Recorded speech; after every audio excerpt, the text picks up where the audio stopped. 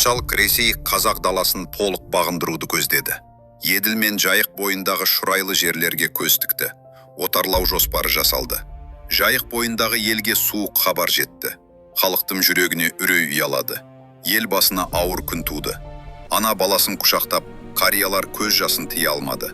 Ел жұрт ата мекенін тастап, босқын күй кешті. Қара бұлттай қайғы қазақ даласын торлады. Патша әскерлері жорыққа толық дайын еді.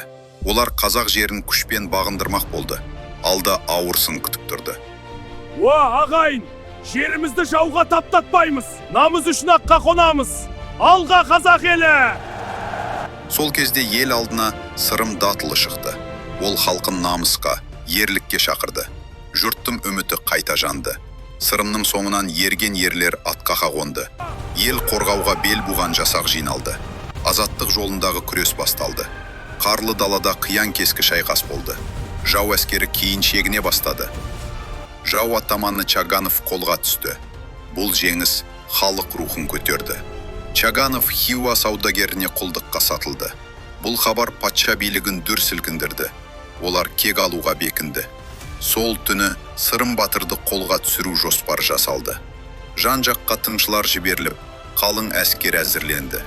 Көп ұзамай патша әскері Сырым батырдың ізіне түсті. Қараңғы түнде олар батырды қоршауға алды. Бірақ Сырымның айбыны алдында жаудың өзі именіп тұрды. Ақыры батырды тұтқынға алып, тас түрмеге жөнелтті. Бірақ батырдың рухы сынбады. Кемір шынжыр батырдың жігерін бұғаулай алмады. Оның ойы туған елі мен азаттық жолында болды. Ел Сырымды жалғыз қалдырмады. Қыруар мал беріп, батырды босатып алды. Халық оны қуанышпен қарсы алды. Бостандыққа шыққан Сырым батыр ел ішіне қайта оралды. Ол игі жақсылар мен ақсақалдарды жиып кеңес құрды. Халық тағдырын ойлаған батыр күресті жаңа жолмен жалғастыруға бел буды. Елдің үміті қайтадан оянды. Сырым батыр тек қолбасшы емес еді. Ол ел тағдырын ақылмен қорғаған дана саясаткер болды. Сырым Датұлының ерлігі ұрпақ жадында мәңгі қалды.